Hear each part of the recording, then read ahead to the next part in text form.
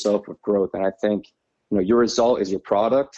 And if you're able to measure that, you'll go a long way.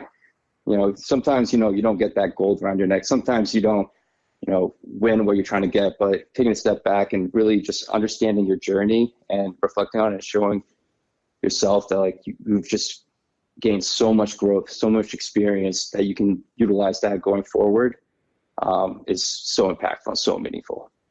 17 years and counting of you being in a world of fencing. Have there ever been moments where there was either an injury or a sprain or something? Like, what does an athlete such as yourself and at your caliber, Andrew, what do you go through, and have there been injuries? What has the rehabilitation process been like? And has it ever affected your emotional mental health where you're like, oh my God, can I get back into this?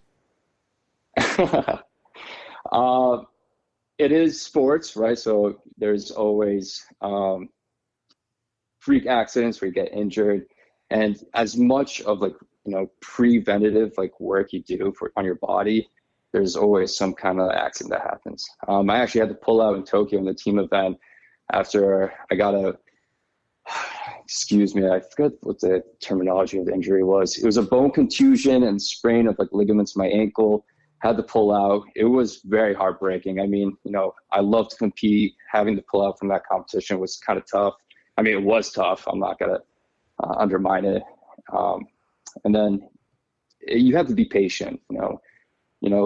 Growth is quiet, destruction is loud, and you got to bunker in, do the we have rehabilitation work that you need to just get stronger.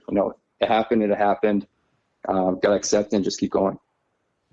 But yeah, like you mentioned, Stephen, I never wish any injury on any other athlete. It's one of the most like detrimental, like not just on the physical body, but on the mental body as well. Anxiety kicks in if you can perform to the same level you just were. The timeline of when you'd be able to get healthy again. There's so many different factors, and it can be tough. It can be tough. There seems to be a lot, what I see fencing as, this is my interpretation, like it kind of reminds me of Bruce Lee. There's a lot of movement. There's a lot of focus. There's a dance to this. So it's more than just like that Star Wars lightsaber that you shared about. It really is a connection and an extension. And what is that you hold again? I don't want to, it's not a rod. Like, what is the term to that?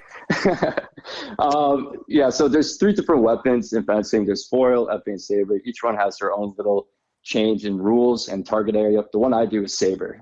So think of like a lightsaber, but if we cut out the light in it, maybe in the future they'll incorporate lightsabers, but for now we're just going to call it saber. I like that. So in that movement, in that dance, once again, it reminds me of Bruce Lee back in the movies that he used to do.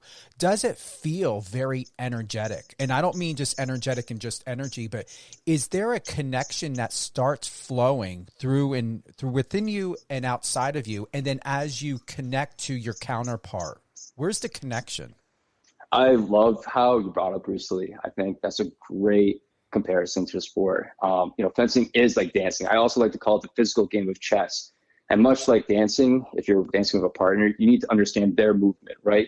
You're constantly calculating, what their next step is. And it has this like beautiful flow to it where you're constantly thinking what your opponent's going to do. And if it doesn't work out, you're, reverse psychology, like what I should do, and back and forth. So there is that flow, and you have to be, it is, oh man, like I could so get into this right now. Get into it. Yeah. So like, there is so much energy, when the referee says ready, fence, these touches score within 10 to 15 seconds, if not less. Right.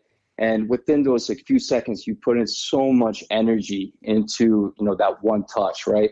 And, it's just flow between you and your opponent where you're trying to like reverse psychology each other in terms of like body movement.